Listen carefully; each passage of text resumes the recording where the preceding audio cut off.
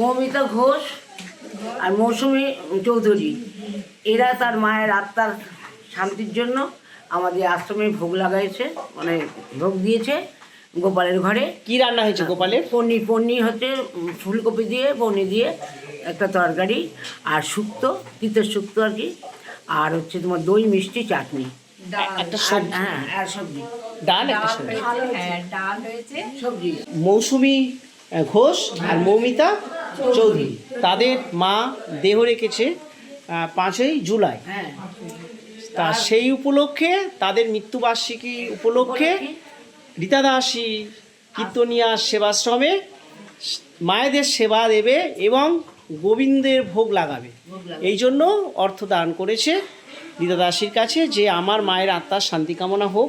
এই প্রার্থনা তোমার আশ্রমের মা বাবারা করবে, আর রাধারানীর কাছে এই প্রার্থনা করবে, হরিনাম হবে আজকে, আর ভগবানের ভোগ লাগানো হচ্ছে, সেই প্রসাদ তোমরা পাবে। হরে কৃষ্ণ।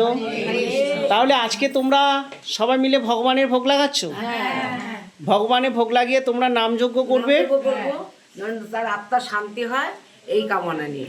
এই কামনা নিয়ে। হরে কৃষ্ণ।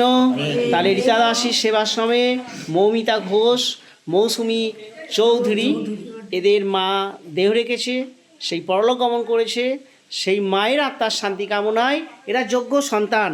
তাই মায়ের আত্মার শান্তি কামনায় আজকে গোবিন্দের চরণে তারা নিজেরা ভোগ নিবেদন করছে, এবং সেই প্রসাদ আমরা পাবো, রীতা দাসীর সেবাশ্রমে মায়েরা পাবে। মায়েরা এইভাবেই তো জীবনটা যাপন করছে, এইভাবে মায়েরা বেঁচে থাকে।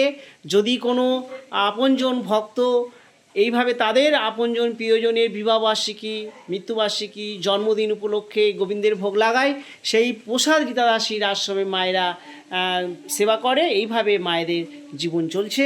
তোমরা ভালো আছো? তোমরা সবাই আজকে প্রার্থনা করবে রাধারানীর কাছে।